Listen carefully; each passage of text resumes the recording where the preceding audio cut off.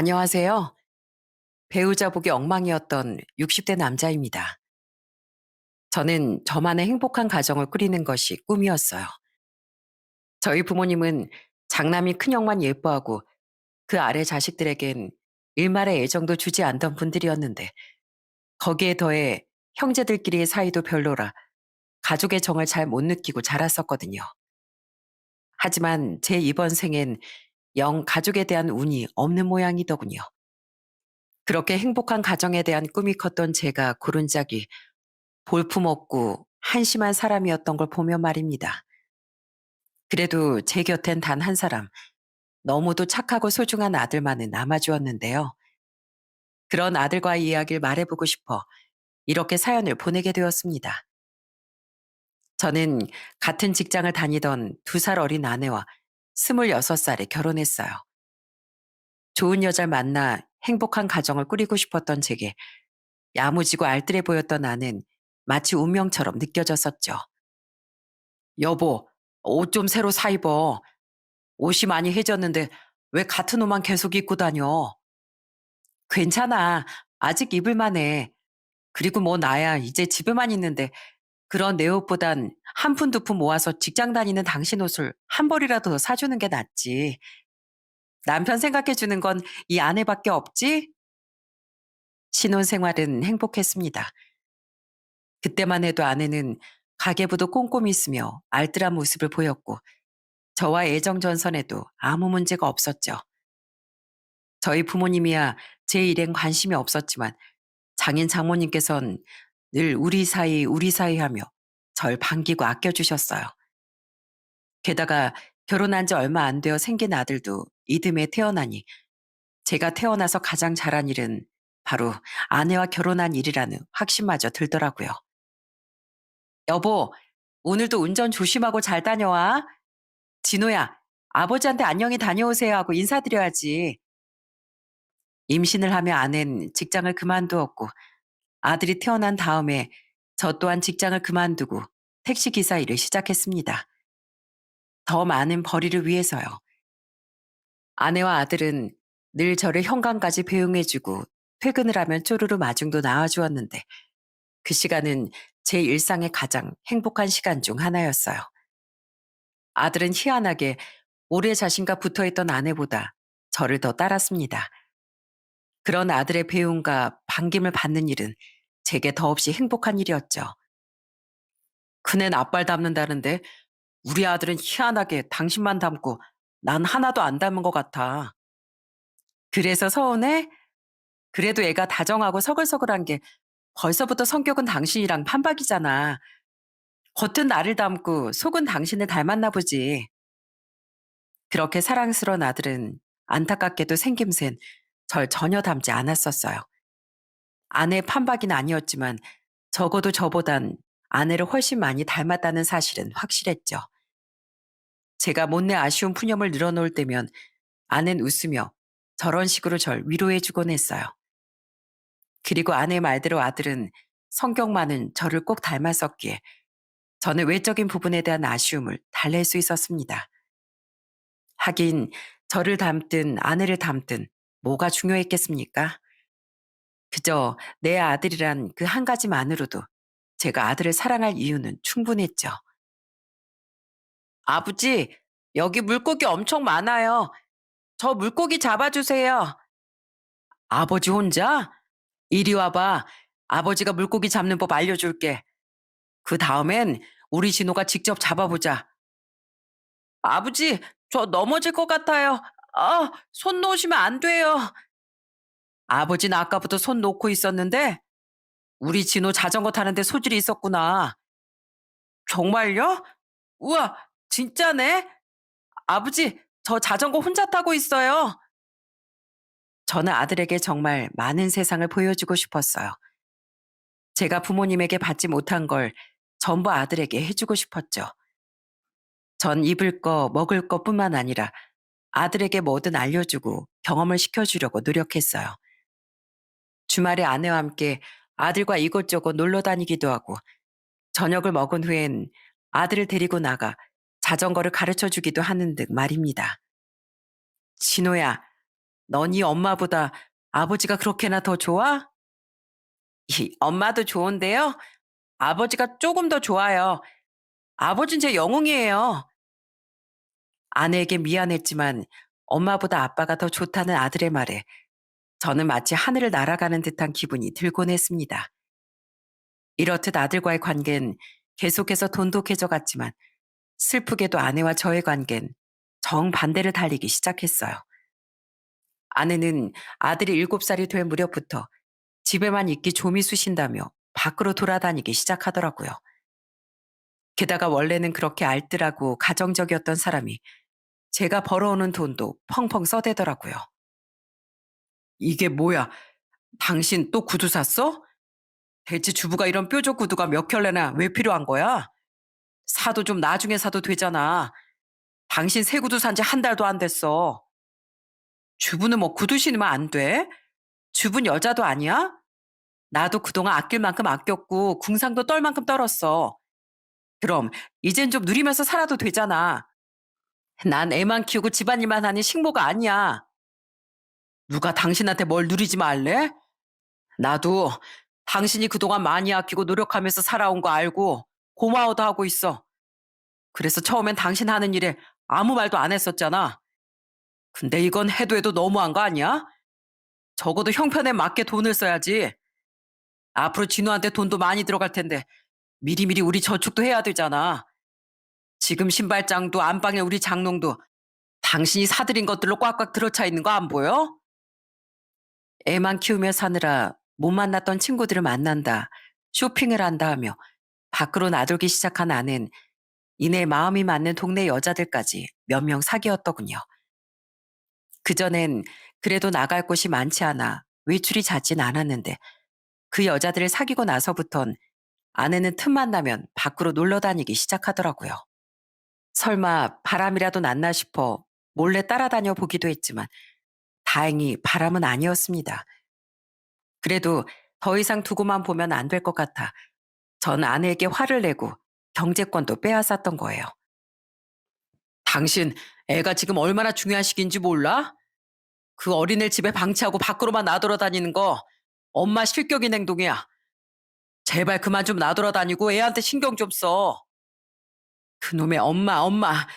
나도 여자야. 나한테도 내 인생이 있어. 근데 왜 당신은 날 애엄마로만 취급해?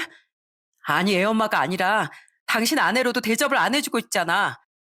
내가 당신 때문에 맨날 언니들한테 얻어먹으면서 얼마나 눈치를 보는지 알아? 하지만 아내는 저와 다투면서도 꾸역꾸역 바깥 외출을 서슴지 않더군요. 차라리 답답하면 나가서 맞벌이를 하라고 해도 경단녀인 자기를 누가 취업시켜주겠냐며 아내는 완강히 거부했죠. 구하려면 공장이든 식당 일이든 뭐든 구할 수 있었을 텐데 제가 보기에 아내는 그냥 일을 하기 싫어하는 것 같더라고요. 대체 이 사람이 왜 이렇게 변해버렸나 싶어 화도 나고 답답도 했습니다. 그 언니들이란 사람들을 쫓아가 화도 내봤지만 마찬가지로 속이에 경을 끼었죠. 돈도 돈이지만 가장 화가 났던 건 아내가 아들을 방치하는 일이었어요. 그렇게 우린 하루가 멀다 하고 다투며 사이가 멀어져 갔지만 당시 이혼은 지금처럼 쉽지가 않던 시절이라 저는 화를 사귀며 아내와의 결혼 생활을 이어갔습니다. 그런데 아내가 변한 지 2년쯤 지난 어느 날, 그러니까 아들이 9살이던 해 누군가 저를 찾아왔더군요. 어? 과장님 아니세요? 오랜만이야, 고대리. 깜짝 놀랐습니다. 그 사람은 바로 제가 아내를 만난 회사에서 함께 일했었던 6살 위의 이 과장님이었거든요. 저와 아내가 결혼할 때 누구보다 앞장서서 축하 인사를 건네준 사람이었죠. 하지만 개인적 친분은 없었는데 이 사람이 왜 절 찾아왔나 싶더라고요.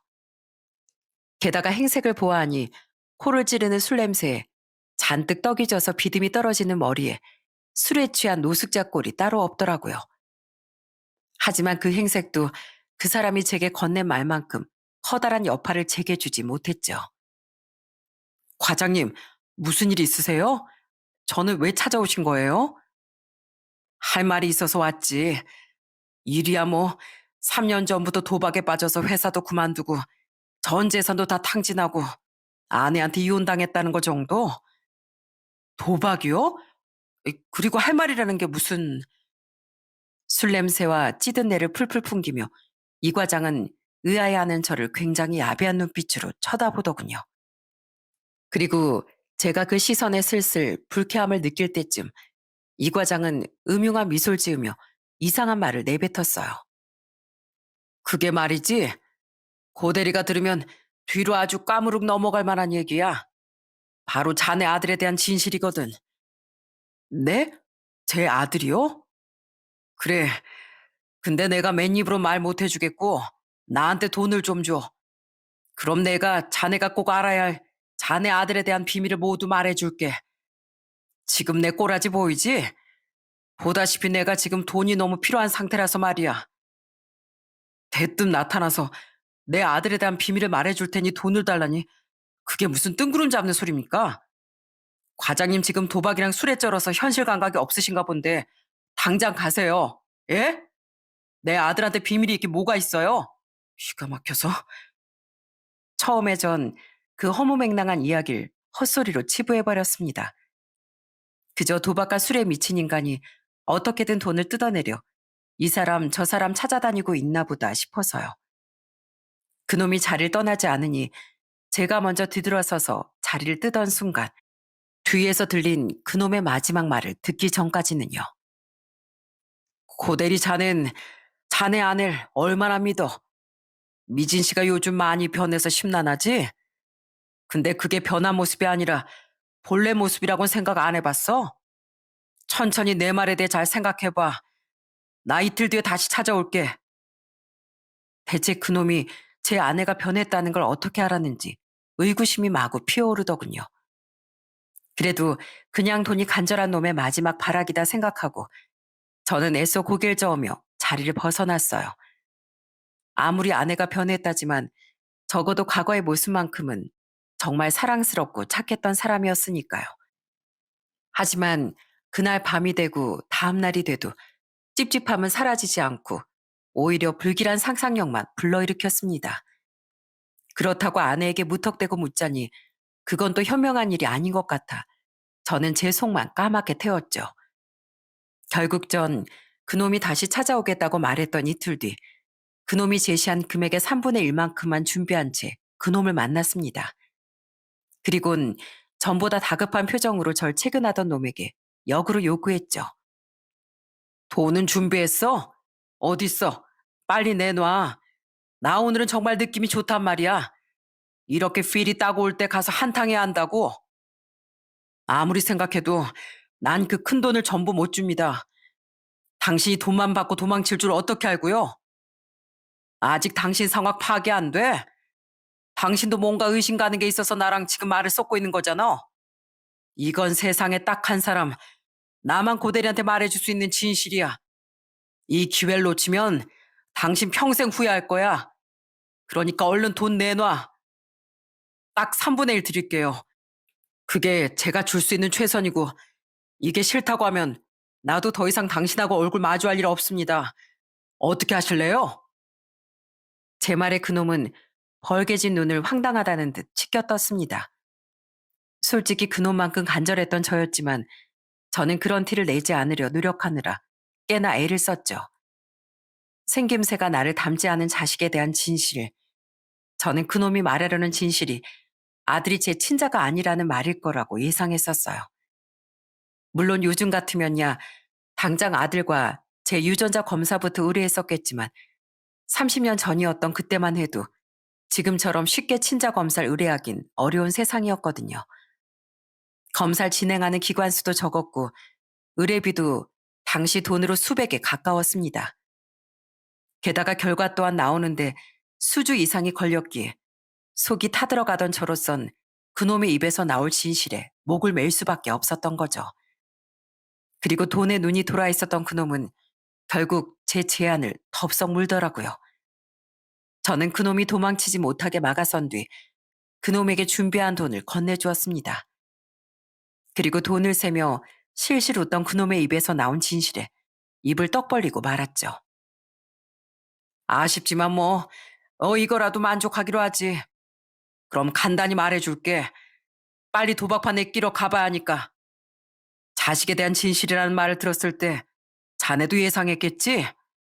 자네 아들 생김새가 너무 자네를 닮지 않지 않았어? 빨리 본론만 말하시죠. 이게 본론이야. 자, 내 얼굴을 봐. 자네 아들이랑 꼭 닮았지? 그리고 이거 봐봐. 이게 딱 한 장 있는 내 어릴 때 사진이거든. 올해로 9살 된 자네 아들이랑 붕어빵이지? 자네 아들 사실 내 핏줄이야. 자네 처가 연애 시절부터 자네랑 나 사이에서 양다리를 걸쳤었거든. 우린 둘 다 스릴을 즐기는 타입이었어서 참 잘 맞았었어. 결혼할 남자가 있던 여자와 이미 유부남이었던 남자. 아주 잘 어울리는 한상의 짝이었지? 그놈은 비열하게 웃으며 제게 낡은 사진 한 장을 내밀더군요. 그 흑백 사진 속의 어린 그놈의 얼굴은 절망적이게도 정말 제 아들과 똑 닮아 있더라고요. 그러니까 그놈의 주장에 의하면 저와 연애 시절부터 아내는 유부남인 그놈과도 바람을 피우고 있었던 거예요. 그놈 사진을 보고 다시 제 아들을 떠올려 보니 그놈과 아내의 얼굴을 섞어 놓으면 딱 아들의 얼굴이 되더라고요. 심지어 그놈은 아내가 저와 결혼하고 아들을 낳은 후까지도 한동안 만남을 이어갔다고 말하더군요. 처음엔 아들이 제 핏줄인지 그놈 핏줄인지 그 두 연놈도 판단을 내리지 못했었다고 합니다. 하지만 돌이 지나며 그 어린 아기 얼굴에서 자꾸 그놈의 얼굴이 보이자 그제야 그 두 연놈은 아이가 그놈 핏줄인 걸 알고 헤어졌다고 했어요. 아무리 스릴이 좋아도 역시 최고로 좋은 건 안정감이잖아. 혹시 애가 자네 핏줄이 아닌 게 밝혀지면 나도 자네 쳐도 좋을 게 없으니까 우린 그쯤에서 그만 불장난을 정리하기로 한 거야. 그리고 절대 서로의 앞에 다시 나타나 서로의 인생을 꼬지 말자고 약속했지. 그런데 왜 이제 와서 나한테 이 진실을 털어놓는 거야? 왜? 돈 때문에 이 도박 중독자 자식아? 맞아. 돈 때문이야. 그리고 이미 내 인생은 다 망가졌는데 이제 와서 내가 그딴 여자가 잘못되든 말든 알 게 뭐야? 솔직히 처음엔 그 여자를 먼저 찾아갔었는데 아주 볼만하더만. 결혼 후엔 정숙하고 알뜰한 여자인 척 가식 떨면서 사는 것 같더니 그 몇 년 새 자네 앞에서 본성을 다 드러냈다면서? 그 여자가 이젠 이 결혼 생활도 질린다고 어찌나 투덜대던지. 그리고선 돈을 안 내놓으면 자네한테 모든 사실 다 폭로해버린다니까 마음대로 하라고 하더라고. 자긴 겁이 하나도 안 난다나 어쩐다나. 정말 대단한 여자야. 안 그래? 자네 완전히 똥 밟은 거야.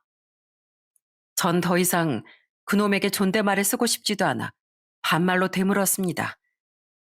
하지만 그놈은 전혀 개의치 않고 주절주절 이야기를 늘어놓았죠. 가곤 했었지만 더욱 엄청난 진실에 제 입은 다물릴 줄을 몰랐어요. 그리고 이야기를 마친 그놈은 제가 멍해져 있는 사이 슬금슬금 절 지나쳐 이만 자리를 떠나려고 하더군요. 그럼 난 이만 갈게. 돈도 받았고 약속대로 진실도 다 얘기해줬잖아. 그럼 우리 사이의 계산 다 끝난 거지? 가긴 어딜 가. 감히 유부녀랑 붙어먹고 지 자식을 뻐꾸기처럼 나한테 넘겨놓고도 무사할 줄 알았어? 아! 뒤늦게 정신을 차린 전 그놈의 머리채를 꽉 붙들어 버렸습니다. 알코올 중독 때문인지 힘이 약해졌던 그놈은 맥없이 비명만 지르며 버둥댔어요. 이 버러지 자식아, 가정이 있는 놈이 지 처자식을 두고 헛짓거리를 해? 그것만으로도 이미 천벌받을 짓인데 평생 모른 척하며 살던 자식을 빌미로 돈까지 뜯어내? 돈 다시 내놔. 내가 그동안 네 놈 자식을 키워준 양육비를 받아도 모자랄 판에 어디서 나한테 돈을 뜯으려고 들어? 너 같은 놈은 아주 곤죽이 돼봐야 돼. 놔, 놓으라고. 이건 정당한 거래인데 왜 돈을 줬다가 뺏으려고 들어? 놔. 나 이 돈 없으면 안 돼. 어차피 이 돈 가지고 도박하러 간다며. 그럼 곧 잃을 돈인데 뭐가 안 돼? 그리고 너 평생 내 아들 앞에 침부랍시고 나타날 생각도 하지 마. 알았어?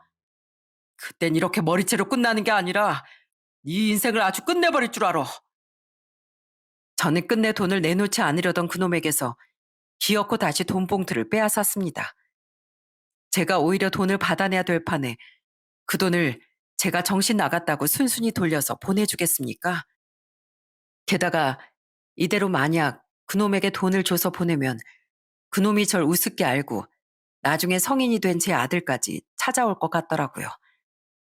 정말로 아들이 제 친자가 아니라고 한들 아버진 제게 가장 큰 우선순위인 여전히 아들이었거든요.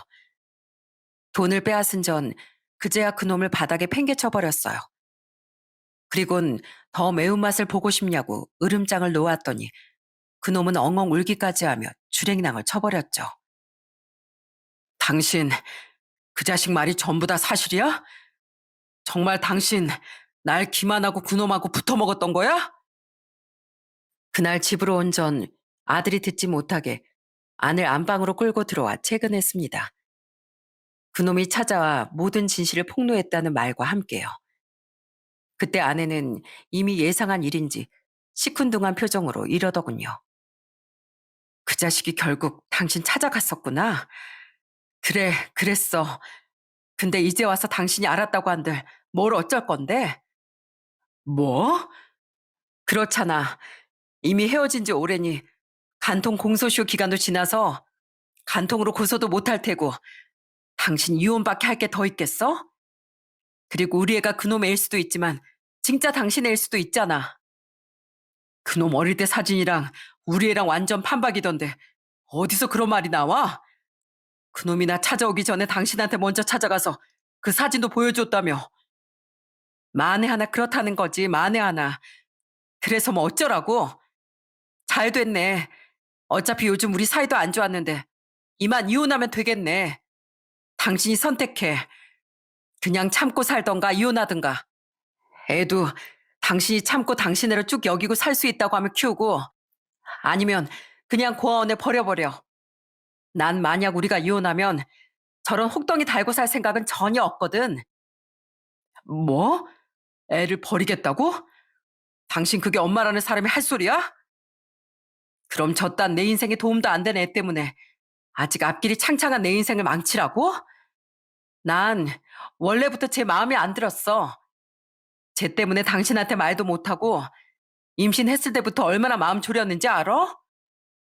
그래서 가뜩이나 정도 안 가는 마당에 엄마인 나보다 아빠인 당신만 졸졸 쫓아다니던 쟤한테 내가 뭐 모성애 같은 게 생겼겠어? 당신 원래 이런 사람이었어? 내가 사람이 아니라 집에 악말 들였구나. 당신 다른 사람 인생을 그렇게 아무렇지도 않게 기만하고 우습게 여기다 나중에 큰 코 다쳐. 게다가 다른 사람도 아닌 당신 아들을 이렇게 대하면 정말 천벌받는다고. 정말 소름이 돋았습니다. 아는 전혀 잘못을 반성하지도 않고 오히려 적반하장으로 제게 목소리를 높이더라고요. 그런데 순간 등 뒤에서 훌쩍이는 소리가 들리더군요. 저는 머리카락이 곤두서는 듯한 싸움을 느끼며 천천히 뒤를 돌았어요. 제발 아니길 바랬지만 불행하게도 제 뒤에선 언제 문을 열었는지 문고리를 손에 쥔 아들이 눈물을 뚝뚝 흘리고 있었습니다. 아버지, 저 아버지 아들 아니에요? 저 다리 밑에서 주워왔어요? 아니야, 진호야. 엄마랑 아버지랑 그냥 장난치고 있었던 거야. 어? 우리 아들 울지 마. 거짓말. 저 다 들었어요. 아버지, 이제 저 버리실 거예요? 버리긴 누가 널 버려. 진호 넌 이 아버지가 눈 감을 때까지, 아니 감고 나서도 언제까지나 이 아버지 아들일 거야. 그러니까 울지 마라. 어? 피도 안 섞인 사이 아버진 무슨 눈물겹다 눈물겨워. 난 분명히 말했어. 당신이랑 이혼하면 애는 절대 안 데려갈 거라고. 그렇게 애 앞에선 세상 좋은 사람인 척 하다가 나중에 나한테 떠넘기기만 해. 바로 확 고아원에 버려버릴 테니까. 애 듣잖아. 조용히 안 해? 저는 이미 모든 대화를 들은 듯한 아들을 달래려 허둥거렸습니다. 그런데 그 와중에 아는 엄마라는 사람이 애 앞에서 저런 말을 서슴지 않고 하더라고요. 결국 화를 참지 못한 전 아내의 뺨을 거세게 올려붙였어요. 더 소름 돋는 건 제게 뺨을 맞은 아내의 이어진 행동이었죠. 악담도 들어주고 뺨도 한 대 맞아줬으니까 다 됐지? 진짜 짜증나. 이딴 결혼 애초에 내가 왜 해서 이 고생인지. 이딴 짓고서 정말 지긋지긋해. 이딴 식의 말을 늘어놓은 아내는 도리어 자신이 씩씩대며 집을 나가버리더군요. 너무 기가 막히고 황당했지만 제게 우선이었던 건 더 크게 울음을 터뜨린 아들을 안고 달래는 일이었어요. 울지 마, 우리 아들. 괜찮어. 이런 모습 보여서 아빠가 미안해. 아버지, 제발 저 고아원에 버리지 마세요. 저 아버지가 하라는 거 뭐든지 다 할게요. 네?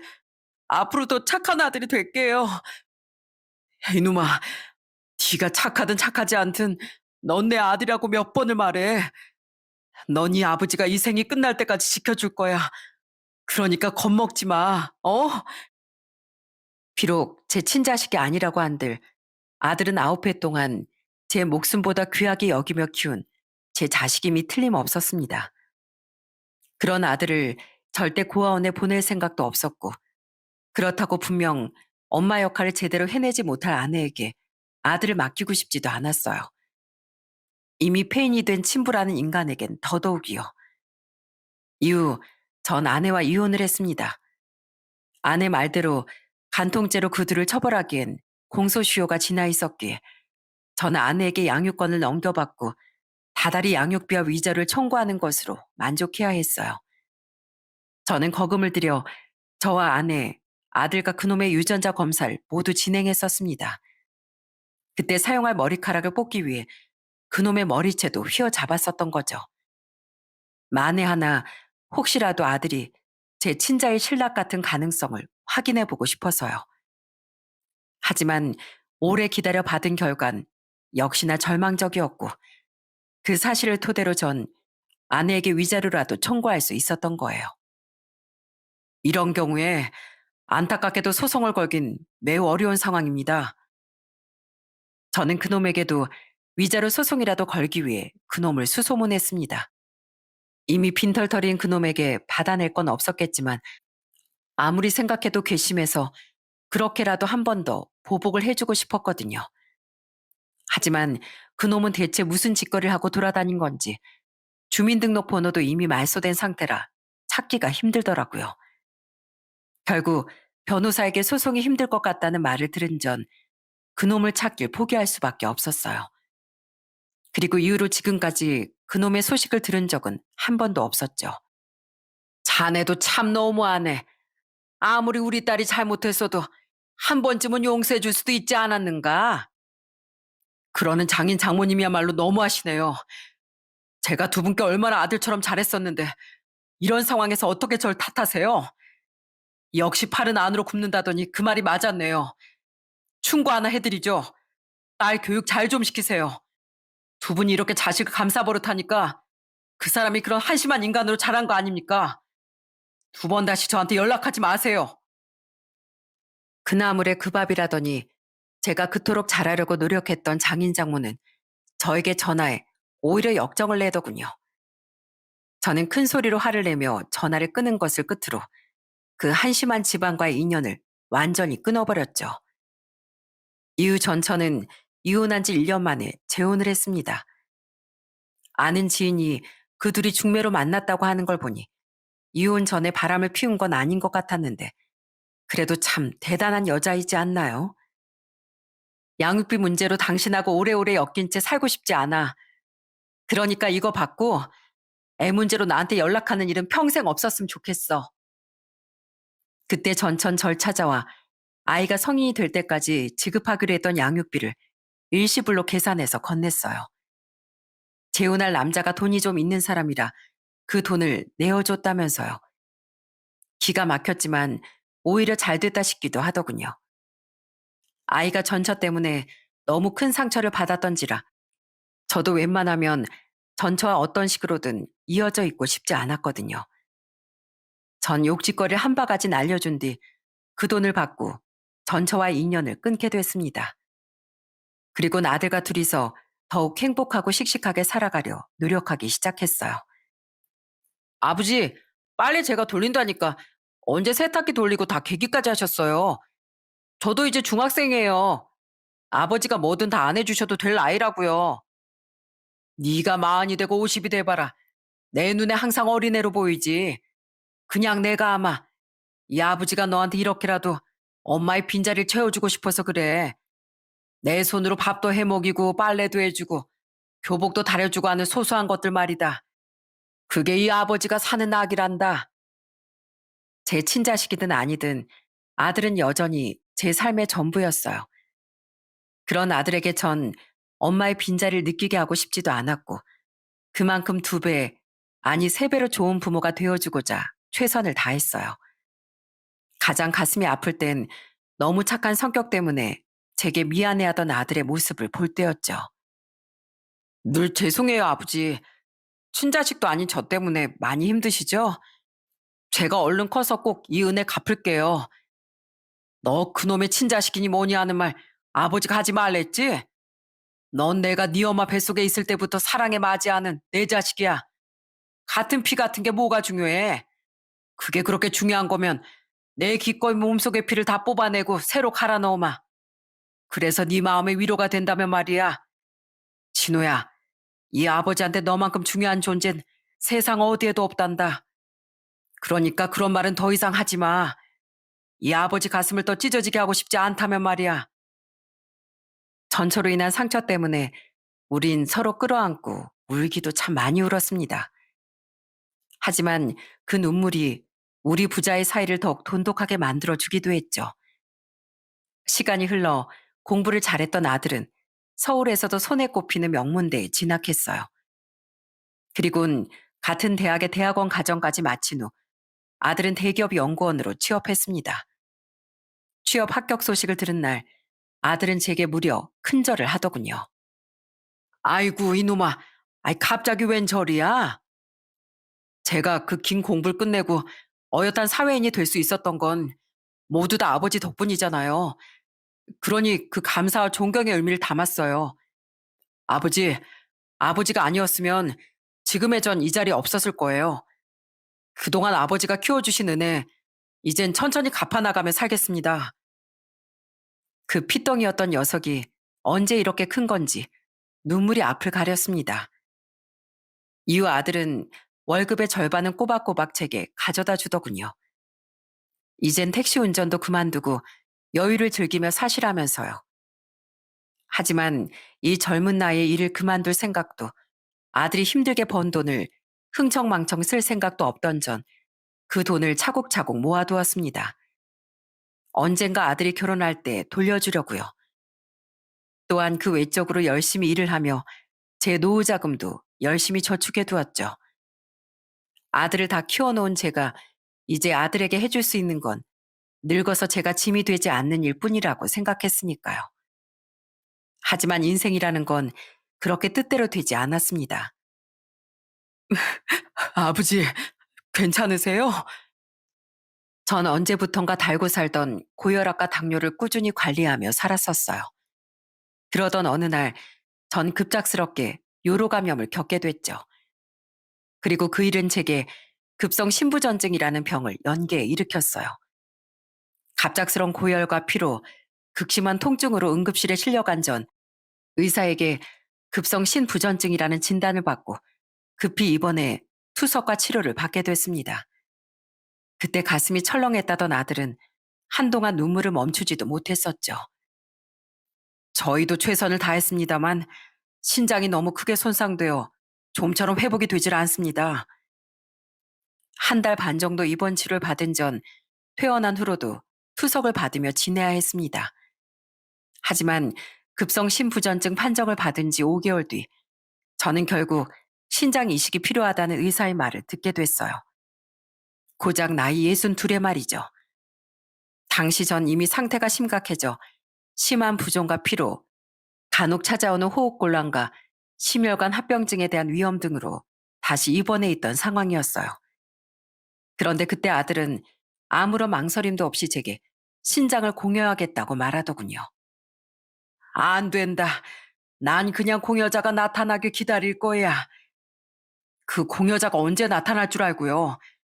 아버지, 지금 사태 심각성을 보세요. 아무리 투석을 받는다고 한들 만에 하나 합병증이 크게 생기기라도 하면요. 뭔가 투석에 문제라도 생긴다면요.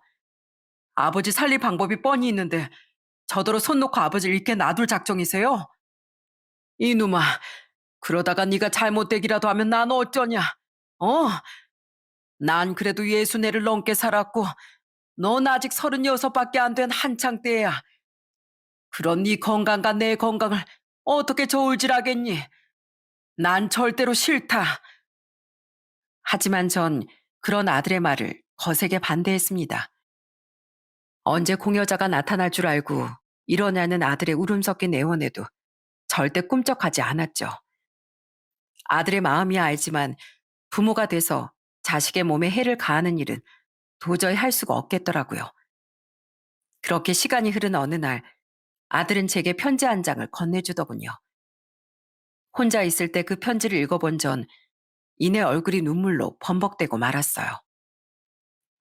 아버지, 저예요, 진호. 아버지 늘 제가 아버지 전부라고 말씀하셨죠? 그런데 저도 그래요. 나중에 제가 어떤 사람을 만나 가정을 꾸릴지 모르겠지만 지금도 그때도 제 1순위는 아버지일 거라는 사실엔 변함이 없을 거예요. 자기 친자식을 버리는 사람도 수두룩한 이 세상에서 아버지는 아버지 상처 그 자체였을 줄 걷어주신 분이잖아요. 그러니까 아버지, 아직 살아갈 날이 많은 제 인생에서 가장 소중한 존재를 앗아가지 말아주세요. 부디 아버지가 아닌 절 위해서라도 이젠 뜻을 굽히고 제 마음을 헤아려 주세요. 어머니도 없는 제게 아버지라는 존재를 제발 잃게 하지 말아주세요. 부탁드려요. 사랑하는 아버지, 아버지에겐 제가 전부였듯 제게도 아버지가 전부였습니다. 그런 아들의 마음을 꼭 알아주시길 바랍니다. 제발 살아달라는 말보다 자신에게서 아버지를 빼앗아 가지 말아달라는 말이 제 심금을 울리더군요. 그 말에선 애써 괜찮은 척했지만 전처로 인해 아들이 입은 상처가 얼마나 컸었는지 여실히 느낄 수 있었죠. 결국 저는 고집을 꺾고 아들에게 신장을 받기로 결심했습니다. 다행인지 불행인지 아들은 이식 적합 여부 검사에서도 적합 판정을 받았어요. 그렇게 이식 수술이 무사히 끝난 뒤 아들은 저보다도 먼저 엉엉 울며 제게 고맙다는 말을 하더라고요. 아버지, 살아주셔서 어려운 결심 해주셔서 정말 감사드려요. 혹시라도 아버지가 결정을 번복하실까봐, 그래서 제가 아버지를 잃을까봐 얼마나 두려웠는지 아버진 정말 모르실 거예요. 고마워도 내가 네 몇 배 고마운데 왜 네가 고맙다고 하니? 이 착한 녀석아, 나야말로 정말 고맙구나. 그리고 네가 새로 선물해준 고마운 인생, 내 절대 허투루 쓰지 않으마. 네 건강을 담보 삼아 이렇게 생을 연명해서 너무 미안하다. 그렇게 전 아들로 인해 새 인생을 선물 받게 됐습니다.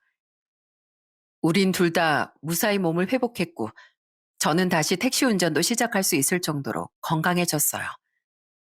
이후 전 아들에게 받은 삶을 감사히 여기며 생전 해보지 않던 고아원이나 연탄 봉사 등을 나가고 소액이나마 기부도 하며 살아갔죠. 아들에게도 물론 좋은 부모로서 살아갔지만 아들이 연명해준 소중한 삶을 더 가치 있게 만들고 싶었거든요. 그런 제 선행과 아들의 착한 마음씨가 돌아왔던 걸까요? 제가 신장 이식 수술을 받은 지 2년 뒤 아들은 정말 착한 며느리와 결혼도 하게 되었습니다. 말씀 많이 들었어요, 아버님. 앞으로 절 딸이다 생각하고 편하게 대해주세요. 아이고, 남의 집 귀한 여식을 어떻게 딸이라고 생각하나. 어려운 며느리다 생각하고 귀하게 대할 테니까 그저 우리 진호랑만 오순도순 잘 살아다오. 에이, 그렇게 말씀하시면 서운하죠. 앞으로 제가 엄청 자주 찾아올 거니까 각오하세요, 아버님. 아들과 다른 대기업을 다니던 며느린 아들의 대학 동기였다더군요. 때문에 며느리가 얼마나 착하고 성실한 사람인진 아들도 아들의 주변 지인들도 모두 잘 알고 있다고 했죠. 두 아이는 대학을 졸업한 후 오랜 시간 연락이 끊겼다가 아들이 제게 신장 이식을 해준 지 몇 달 뒤 모임으로 인해 재회를 했다고 해요. 그곳에서 눈이 맞은 두 아이는 1년이 넘는 연애 끝에 결혼에 꼴이 난 거죠. 오빠만 둘이라던 며느린 성격이 어찌나 살갑고 사랑스럽던지 딸이 없던 전 며느리만 보면 입가에서 미소가 떠나질 않았어요. 아버지, 저희 신혼집 저기 저 앞에 아파트 단지 아시죠? 거기 얻었어요. 뭐? 아이 시댁은 멀수록 좋다는 말도 모르냐? 넌 좋을 수 있어도 희영이 불편해. 아버님, 신혼집 제가 거기로 얻자고 한 거예요. 제가 말씀드렸죠? 앞으로 엄청 자주 찾아뵐 거라고요. 아버님, 아버님이 진호한테 얼마나 소중하고 남다른 존재인지 저 대학생 시절부터 많이 들었었어요. 그런 아버님이 앞으로도 외롭지 않으시도록 저도 진호를 도와서 정말 좋은 며느리로서 잘하고 싶어요. 그러니까 부담스러워하지 말아주세요. 상견례 때 뵌 사돈 어른들도 며느리 오빠들도 모두 좋은 사람이었기에 저는 아들의 결혼에 대한 걱정을 한시름 놓을 수 있었습니다. 저는 그동안 아들이 제게 줬던 용돈을 모아뒀던 목돈에 제가 모아둔 돈을 보태 아들에게 건네줬어요. 집값에 보태라면서요. 그랬더니 이 애들이 신혼집을 저희 집에서 걸어서 5분 거리 아파트에 얻었지 뭡니까? 같이 사는 건 제가 불편해하니 이렇게라도 근처에 살며 자주 절 찾아뵙고 싶다며 말입니다. 솔직히 말은 안 했어도 이제 혼자 살아갈 생각에 외로움이 사무쳤던지라 그 말을 듣는데 저도 모르게 눈물이 나더라고요. 그렇게 두 아이는 결혼을 했고 우린 행복한 일상을 이어갔습니다. 데이트도 안 하는지 주말마다 문턱이 닳도록 저희 집을 드나드는 아들 내외 때문에 저는 외롭거나 심심할 틈도 없었죠. 물론 매주는 아니었지만 오히려 가끔은 제가 오지 말라고 진저리를 칠 정도로요. 나도 내 스케줄이 있다 이 녀석들아. 나 이번 주말엔 저번에 등록한 등산 모임 가야 하거든. 그러니까 내일은 오지 말고 제발 둘이서 데이트 좀 해라. 세상에 이런 며느리가 또 어디 있답니까? 들어보니 저희 아들도 자신의 처가에 잘하고 있는 것 같아 다행일 뿐이었죠. 그런데 두 아이가 결혼한 지 1년쯤 지났던 어느 주말, 우리에겐 불청객이 찾아왔어요. 그날 우린 다 같이 외식을 하고 과일을 먹기 위해 두 아이의 집으로 함께 돌아오던 길이었는데 누군가 아파트 단지 앞에서 서성거리고 있더라고요. 그때 우릴 먼저 알아보고 소리친 건 그 사람이었어요. 여보, 잘 지냈어? 나야 진호 엄마. 세상에 설마 네가 우리 진호니? 아휴, 진호야, 보고 싶었어. 엄마야. 이 엄마 알아보겠어? 그 여자가 자신의 정체를 밝힌 순간 저와 아들은 경악을 하고 말았습니다. 그 사람은 바로 30년 전 저와 이혼을 했던 전처였거든요. 나이가 63이 된 전처의 얼굴엔 세월이 깃들어 있었지만 눈물을 글썽이고 있음에도 이기심이 감춰지지 않던 눈빛은 그대로더군요. 그 여자는 냉큼 아들에게 달려가 두 팔을 붙잡고 흐느끼며 말했어요. 우리 진호 맞네, 맞아. 어쩜 어릴 때 얼굴이 그대로 남아있니? 진호야, 이 엄마 안 보고 싶었어? 있지. 엄만 단 한순간도 널 잊은 적이 없다. 그 긴 세월 애를 한 번도 찾아오지도 않은 여자가 어디서 허튼 수작이야? 당장 안 떨어져? 그 돈만 타던 새 남편 어쩌고 왜 여길 찾아왔어? 여기는 어떻게 찾았어? 그제야 퍼뜩 정신이 든 전 그 여자를 냉큼 아들에게서 떼어냈어요. 그러자 전처는 다시 악어의 눈물을 글썽이며 절 보더니 대뜸 신세한탄을 하더라고요. 요즘 세상에 자식 집 찾는 거 쉽지. 그리고 나 이혼당했어. 그 나쁜 놈이 처음엔 나한테 그렇게 잘해주는 척 하더니만 나중엔 손찌검을 하더라고. 알고 보니까 전처랑도 그래서 이혼을 했던 놈이었는데 내가 그걸 몰랐어. 들어보니 전처와 재혼한 놈은 돈만 많지 인성은 아주 개차반이었다더군요. 그 와중에 전처는 그놈의 돈이 좋아서 그 손찌검을 참으며 애까지 둘이나 낳고 살았다고 해요. 그런데 4년 전 그놈이 대놓고 바람 피운 사실을 떠벌리며 전처에게 이혼을 통보했다고 하더라고요. 그동안 내가 그놈 그 짓거리들을 왜 참아줬는데 그놈보다 꼭 더 오래 살아서 그 재산을 다 차지하려고 했던 건데 어떻게 그놈이 나한테 이럴 수가 있어? 심지어 그 자식이란 것들은 돈 많은 지들 아빠 편만 들면서 나랑은 연락을 아예 딱 끊어버리더라고. 전처는 그놈에게도 자식들에게도 버림받긴 했지만 거액의 위자료와 재산 분할은 야무지게 챙겼다더군요. 그런데 그 뒤에 이 정신 나간 여자가 젊은 술집 제비놈에게 물려버린 겁니다. 전처는 그놈이 꼬드긴 투자 사기에 천천히 휘말려 4년 사이에 그 많던 돈을 전부 날리게 됐다네요. 뒤늦게 도망간 그놈을 신고하긴 했지만 여태 그놈은 잡지 못한 상태라고 했죠. 그래서 이혼당하고 가진 돈도 다 날렸다? 그래서 이제 와서 아쉬우니까 진홀 찾아왔다 이거야? 아쉽다기보단 그냥 이 나이에 단칸방에서 혼자 쓸쓸히 지내는 게 힘들어서 찾아온 거야. 남들은 이 나이 되면 슬슬 자식들 효도받고 편안하게 산다는데 내 인생은 꼬여도 너무 꼬였어. 진호야, 너 결혼했다며? 왜 엄마는 안 불렀어? 어? 진호야, 이제라도 엄마가 너랑 같이 살면서 엄마 노릇 해주고 싶어. 저, 네가 내 며느리니? 아휴, 예쁘기도 해라. 감히 어디서 엄마 소리가 나와. 그리고 우리 며느리한테 가까이 다가가지도 말어. 젊었을 땐 자기 자식을 고원에 갖다 버린다느니 어쩌냐 하면서 매몰차게 외면하더니 돈 없고 쓸쓸해지니까 이제 와서 어디서 엄마 타령을 해? 당신 같은 인간은 절대 부모 대접 받을 자격 없어. 그러니까 썩 사라져. 저는 그 기가 찬 인간을 마구 떠밀려 쫓아내려고 들었습니다. 하지만 전처는 끝까지 불쌍한 척을 하며 저를 피해 아들에게 매달리려고 하더군요. 며느린 화가 나서 길길이 날뛰던 절 감싸 안으며 겁에 질린 표정을 하고 있었죠. 그리고 그런 전처를 냉정하게 쫓아낸 건 아들이었어요. 이거 놔요. 더러우니까. 더러워? 아들. 아들이라고 부르지 마세요. 당신이 바람 피운 사실을 안 아버지에게 용서 한번 빌지 않았던 날, 그리고 날 버리겠다고 선언했던 그날부터 내 엄마는 이미 이 세상에 없는 사람이라고 생각하기로 했으니까. 나한테 부모는 친자식도 아닌 날 눈물로 키워준 내 아버지 한 사람뿐이에요. 그러니까 두 번 다시 내 앞에 나타나지 마세요. 알았어요? 또 한 번 나타났다간 엄마고 뭐고 바로 경찰에 신고해버릴 겁니다. 진호야, 그래도 내가 네 엄마인데 어떻게 이럴 수가 있니? 엄마 같은 소리 하고 있네. 당신은 내가 태어나서 본 사람 중에 가장 더럽고 추악한 사람이야.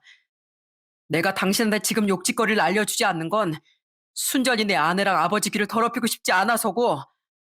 안 가요? 지금 바로 전화할까요? 아들은 처음 보는 무서운 표정으로 전처를 노려봤습니다. 어찌나 눈빛이 사납던지 보는 저와 며느리까지 침을 꼴깍 삼키게 만들었죠. 결국 겁에 질린 전천 슬금슬금 뒷걸음질을 치다 축 처진 모습으로 돌아가야만 했어요. 그제야 전 아들에게 다가가 어깨를 꼭 감싸주었는데 아들은 오히려 절 안아주며 안심을 시켜주더라고요. 전 괜찮아요, 아버지. 전 더 이상 저런 사람 때문에 상처받지도 않고 흔들리지도 않아요. 오히려 아버지야말로 많이 놀라셨죠?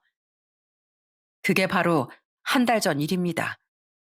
다행히 그 뒤로 전천 우릴 찾아오지 않고 있어요. 뭐 찾아와도 어차피 자기가 뭘 어떻게 할 수 있는 방법이 없다는 걸 잘 깨달은 거겠죠.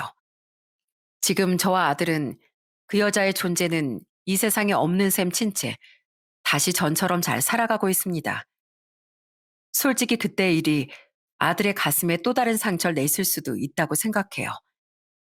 하지만 아들은 여태까지와 같이 그 아픔을 씩씩하게 잘 디뎌낼 거라 믿어 의심치 않아요. 앞으로도 쭉 제가 함께 있을 테고, 무엇보다 이제 아들의 곁엔 며느리라는 세상 든든한 아군도 함께일 테니까요. 세상은 내가 하고 싶은 것만 하고 얻고 싶은 것만 얻으며 살 순 없는 법입니다. 그리고 내 욕심을 억지로 채우기 위해 누군가에게 피해를 주고 기만하는 일까지 서슴지 않는다면 세상은 인과응보의 법칙에 괘씸죄까지 더해 업보를 돌려준다는 사실을 이 자리를 빌려 말씀드리고 싶었어요. 그럼 전 이만 사연을 마치겠습니다. 끝까지 함께 해주신 많은 분께 감사드리며 전 여기서 인사드릴게요. 모두들 행복하시고 안녕히 계세요.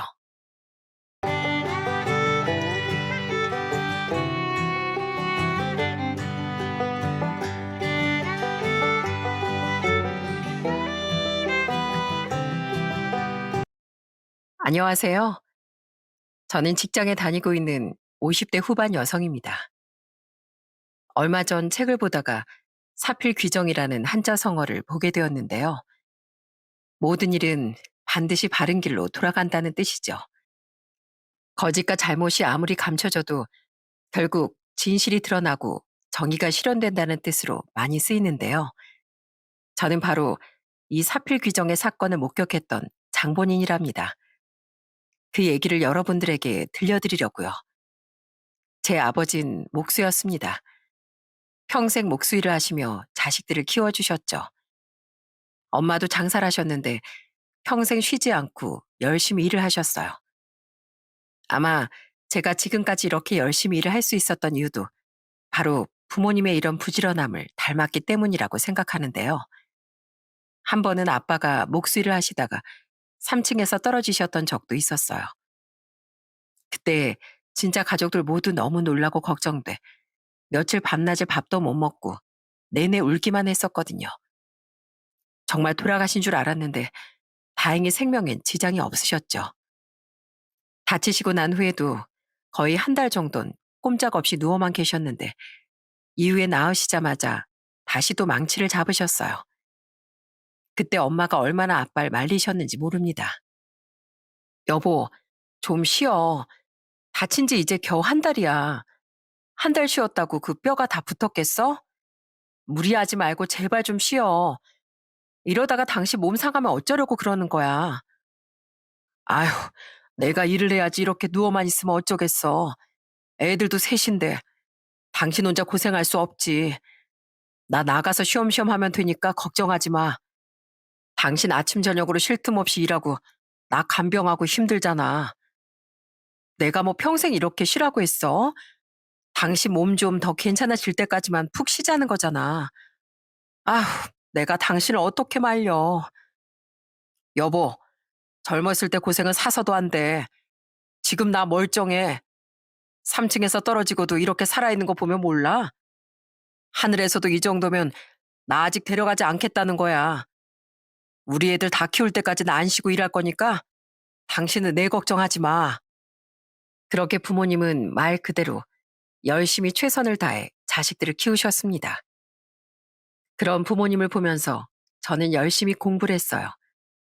그래서 서울에 있는 여대에 입학할 수 있었죠. 오빤 그때 당시 공장에 들어가 일을 했는데 오빠가 정말 저에게 잘해줬어요. 늘 동생을 생각하고 챙겨주는 다정다감한 사람이 바로 오빠였죠. 한 번은 새로 공장에 들어가 얼마 안 되었을 무렵이었어요. 그때 오빠가 오랜만에 집에 왔었습니다. 오빠, 언제 왔어? 일은? 일은 끝나서 온 거야? 어때? 일은 괜찮아? 안 그래도 오빠 이번 주엔 오나 안 오나 기다렸는데 저번 주엔 바빠서 못 왔잖아. 오빠 기다렸어? 오빠가 요즘 좀 바빠서 못 왔어.